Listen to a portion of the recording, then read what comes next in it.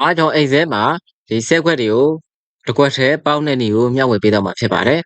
အဲ့တော့အရင်ဆုံးအနေနဲ့ကျွန်တော်ဒီမှာဆိုလို့ရှိရင်ဒီဆက်ခွက်လေးရမှာပေါ့နော်ဒီလိုမျိုးလေးဖြစ်နေပါတယ်အဲ့တော့ဒီဟာလေးကိုကျွန်တော်တစ်ခွက်ထဲပေါင်းကျင်နေဆိုရင်ရိုးတစ်ခုထဲပေါင်းကျင်နေဆိုရင်ဒီမှာမတ်ဆန်တာထဲမှာရှိတဲ့မတ်ဆန်တာဆိုလေးကိုနှိပ်လိုက်ပါဒီလိုမျိုးဆိုရင်ဒါတစ်ခွက်ထဲပေါင်းတော့မှာဖြစ်ပါတယ်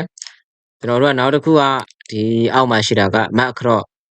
ဆိုတာကကျွန်တော်ဒီမှာရှိတဲ့ column တွေကိုပေါင်းပေးတာပါအဲ့တော့ကျွန်တော်ဒီမှာဆိုရင် selection ပေးပြီးတော့ဒီ column လေးတွေကိုဖြတ်လိုက်မယ်ဆိုလို့ရှိရင်ဒီမှာ map across ဆိုတာလေးကိုနှိပ်လိုက်ပါသူကတော့ row တစ်ခုချင်းစီသုံးလို့ရတယ်ဒီ column တွေကိုပဲဖြတ်ပေးပြီးတော့ row တစ်ခုချင်းစီသုံးလို့ရပါတယ်နောက်တစ်ခုက map cell ပါ map cell ဆိုတာကကျွန်တော်ဒီ cell ကွက်တွေအားလုံးမှာ select ပေးလိုက်တဲ့ cell ကွက်တွေအားလုံးကျွန်တော်ကဒီ map cell ဆိုပြီးတော့သူကတစ်ခွက်ထဲပေါင်းပြလိုက်တဲ့ပုံစံမျိုးပေါ့နော်တကယ်လို့ဒီဟာတွေကိုကိုကဒီလိုမျိုးပြောင်းပြီးတော့မှပြန်ပြီးတော့မလိုချင်တော့ဘူးဆိုရင်လည်း MS ပြန်ပြီးတော့လုပ်လို့ရတယ်အဲ့တော့ဒီမှာကျွန်တော်အောင်ဆုံးကဆဲခွက်လေးကို click တစ်ချက်နှိပ်ပြီးတော့ဒီမှာရှိတဲ့မန်ဆန်တာထဲမှာရှိတဲ့ MS ဆိုတာလေးကိုနှိပ်လိုက်တာနဲ့မူလပုံစံလေးဆဲခွက်လေးတွေပြန်ပြီးတော့ပါလာမှာဖြစ်ပါတယ်ဒီဆဲခွက်လေးတွေကိုလည်းကျွန်တော်တို့က selection မှတ်ပြီးတော့ border ပြန်ခတ်လို့ရပါတယ်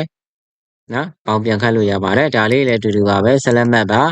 MS ဆိုတာလေးကိုကျွန်တော်နှိပ်ပေးလိုက်တာနဲ့မူလပုံစံလေးပြန်ပြီးတော့အသုံးပြုလို့ရမှာဖြစ်ပါတယ်ဒါလေးတွေကိုပေါင်းပြန်ခတ်ရမှာပေါ့နော်ကိုယ်တိုင်ပေါင်းပြန်ခတ်ပေးရမှာဖြစ်ပါတယ်အဲ့တော့ဒီနည်းလေးကိုရမယ်လို့ထင်ပါတယ်အားလုံးစင်ပြေကြပါစေခင်ဗျာ